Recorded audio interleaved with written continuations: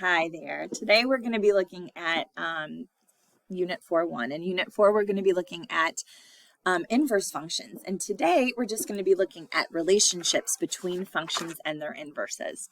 So first, let's talk about what an inverse relation is.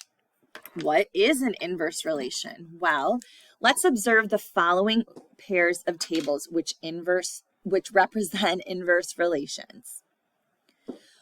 If we look at the tables in letter A, these two are inverses.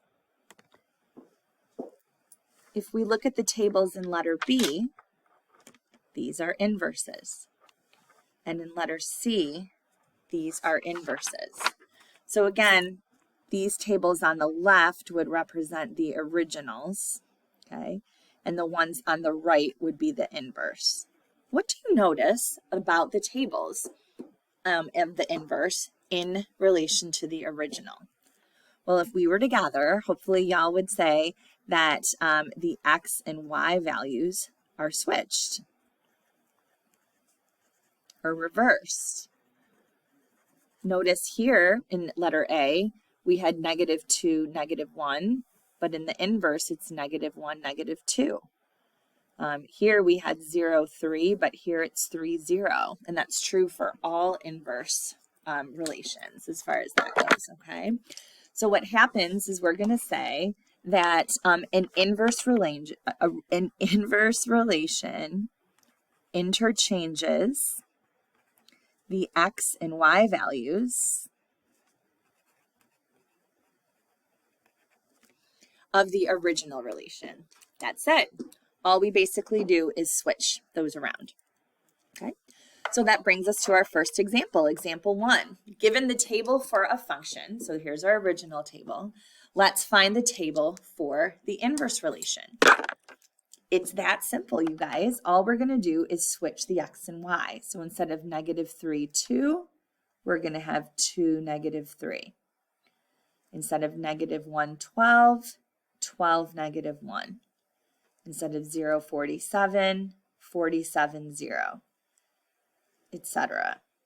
So basically, we just interchange those x and y values. That's it. Why don't you guys try letter B and see if you guys can do that, okay? So I'll press pause and you guys try that. Okay, how did we do? Let's see. Is this what you had for your table? So again, basically we're just interchanging the x and the y values. Sound good? Okay, let's move on to example 2. In example 2, it says, given the domain and range of the function, give the domain and range for the inverse. Well, let's think about what domain and range are. Domain represents our x values, and the range represents our y values. What did we just say about the x and y values? Didn't we say that they switch? So the x values of one become the y values of the other. So that means that the x values that were 2 to infinity in the original are now going to become the range values for our inverse because our x's all became y's. Similarly, our y values are going to become x's. So the range of the original is now going to become the domain of the inverse. So essentially, because the domain and range deal with x and y, just like the ordered pairs that are in our tables that switch, the domain and range will switch for inverses. Okay, so the domain becomes the range becomes the domain for the inverse function. Okay, so if I look at letter B, our domain is going to become our range. -pi/2 to pi/2. and the range becomes the domain, -1 to 1. And I know that so far in our career together, we haven't seen domains and ranges like that, but you'll get to that in other math classes, okay? Okay, so that's example 2. So the next thing we're going to do is look at how graphs of inverse relations are related. So here is a table and a graph of f of x equals 3x minus 1. It wants us to graph the inverse relation. So again, we have our original function here. So this is my original function that's being graphed right here. So that's my original function. Y equals 3x minus 1. So let's graph the inverse. So it does want us to graph the inverse relation. Well, what we said in the other parts is that if we have an inverse relation, that we just switch the x and the y values. So I'm not going to call my y f of x because the inverse is not going to be f of x. I'm just going to call it a generic y, okay, because these are not the same function. So then I would switch the x and the y in my table. So -7, -2, -4, -1, -1, 0, 2, 1, 5, 2. And then I can plot those points. -7, -2, -4, -1, -1, 0, 2, 1, and 5, 2. And then we can connect those points. And so this represents the inverse, okay? Okay. So now let's do the same thing. So here is a table and a graph of f of x equals x squared minus 4. Let's graph that inverse relation. So the inverse relation is going to, again, I'm just going to call this x and y. And I'm going to switch the x and the y values and then plot those points. Okay. So I have 0, -2, -1, 2, 3, -1, -4, 0. But I also have -3, 1, and 0, 2. So if we connect these points, hopefully something that you're noticing is that the inverse in this case is not a function. The inverse doesn't pass that vertical line test. But I'll just make a little note that this is our inverse. And again, this was our original function. Okay. Now, notice there's also a dotted line on the graph. The dotted line on the graph that I have there is the line y equals x. So let's take a look at this line y equals x. Do you see a relationship between the original and the inverse in relation to y equals x? What if we looked at the second graph? Do you see any kind of relationship between the original and the inverse and y equals x? Well, one thing that I hope you notice is that if you were to fold on the line y equals x, that the graphs would like end up touching each other.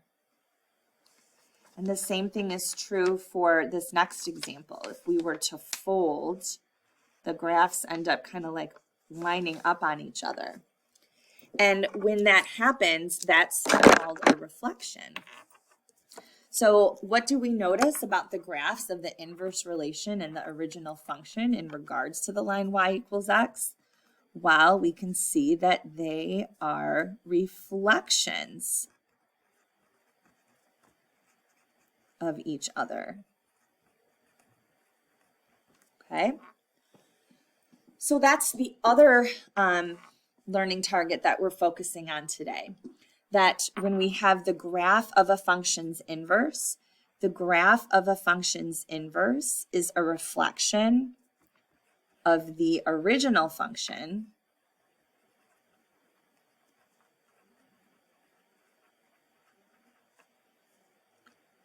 in the line y equals x.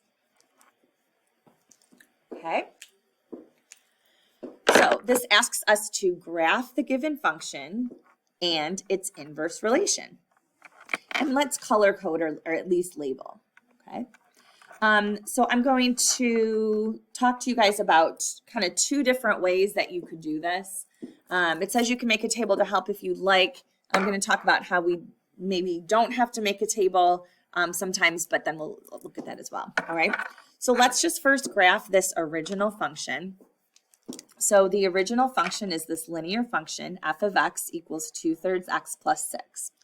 Well, hopefully we know how to graph that linear function. We're going to start with a y-intercept of 0, 6. Okay. And then we're going to have a slope of 2/3. So we're going to go up 2 over 3. I'm on a room, so I'm going to go down 2 and left 3. And here's the graph of the original function, okay? So again, that's graphing the given function. But now it wants us to graph its inverse relation. So let's say that you wanted to do it visually. I do want to do this with you. Let's draw the line y equals x.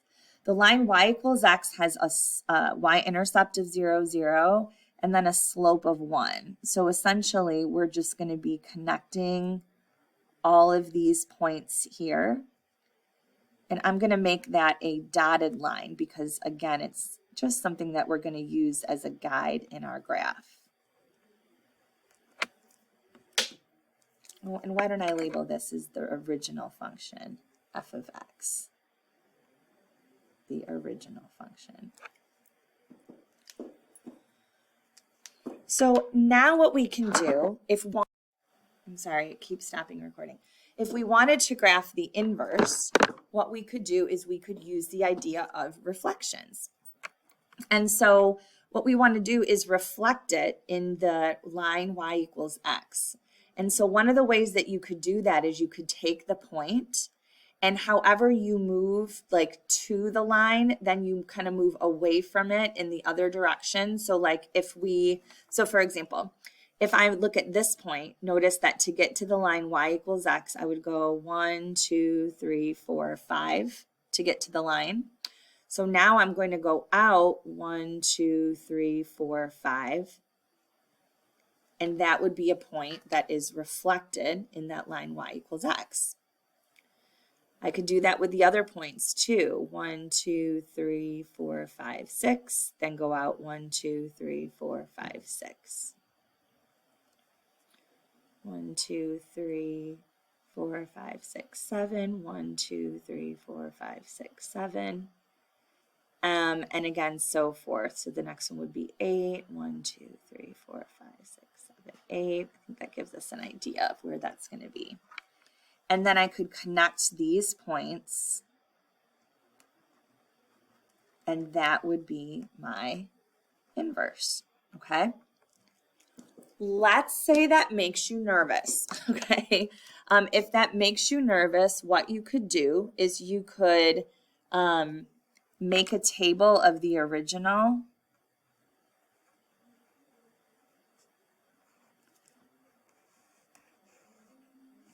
values, okay? So here we have x and f of x, and one of the points that we had was, we had 1, 2, 3, 4, 5, -6, 2 as one of the points. We had 1, 2, 3, 1, 2, 3, 4, -3, 4 as one of the points. We had 0, 6 as one of the points. And then we had 3, 1, 2, 3, 4, 5, 6, 7, 8, 3, 8 as one of the points. Okay. So this is our original, which means that if we wanted to graph the inverse, that means that these are our new x's and these are our new y's, okay? So then I would plot the point 2, -6, and that's what we ended up with here, 2, -6. Plot the point 4, -3, and that's what this point ended up being. Plot the point 6, 0. That's this one here. Plot the point 8, 3. And that's this one here, okay? So if you have trouble using the graph and visually reflecting it to draw the inverse, you can always make points for the original function and then switch the x and y, okay? Let's do that one more time, but this time we're going to do it with f of x equals 2x squared minus 8. So if I'm graphing this original function, this is not linear, this is a quadratic, and I can think about this in being in vertex form. I could think about it being in standard form. It's in both of them. What I see is that like my h is 0 and my k is 8, so I know my vertex is at 0, -8. But I also notice that it's in a standard form.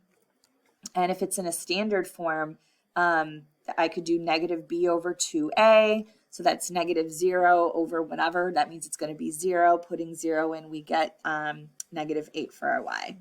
Okay. So let's graph this function.